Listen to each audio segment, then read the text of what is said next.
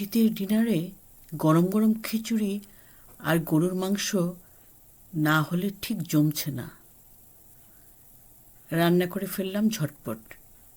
Pressure কুকারে গরুর মাংস নিয়ে আদা বাটা, রসুন বাটা, পেঁয়াজ বাটা, আমি ফ্রোজেনটা দিয়েছি। এখন তেল, শুকনো কিছু মশলা দিলাম, মেজবানি মশলা দিলাম 4 চামচ, লবণ আন্দাজ মতো দিয়ে নেড়ে মিশিয়ে নিলাম। এখন দিলাম গরম মশলা পাউডার, তেজপাতা দিয়ে আবারও নেড়ে পানি দিয়ে দিলাম। এখন দিলাম মিষ্টি জিরা গুঁড়া, জৈন সামান্য জিরা ভাজা গুঁড়া।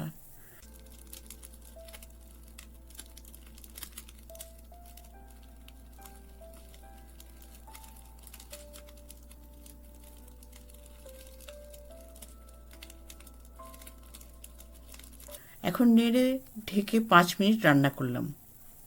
এখন ঢাকনা খুললাম, মাংস সিদ্ধ হয়ে গেছে। এবার বড় বড় কিছু আলু ছেড়ে দিলাম এবং নেড়ে ঢেকে দিয়ে সিদ্ধ করে নিলাম। বাস হয়ে গেল আমার গরুর মাংস রান্না। হালকা ঝোল ঝোল করে রান্না করলাম। এবার খিচুড়ির পালা।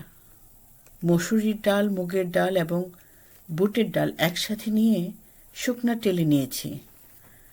ভাজা গন্ধ বের হতে ধুয়ে নিয়েছি। কালিজিরা চালের সাথে দিলাম। চাল আগেই ধুয়ে পানি ঝরিয়ে রেখেছিলাম।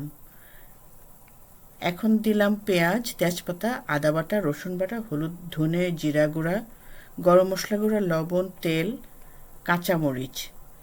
এখন গরম পানি দিয়ে ভালো করে মিশিয়ে ঢেকে দিলাম। এবার রাইস কুকার অন করে দিলাম।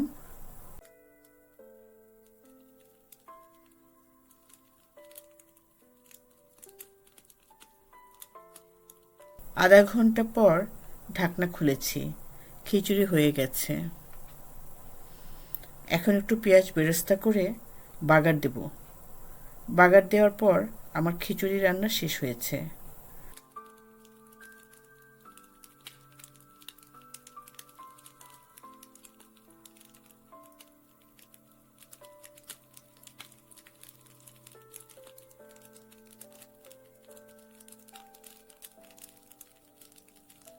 এখন প্লেটিং করছি।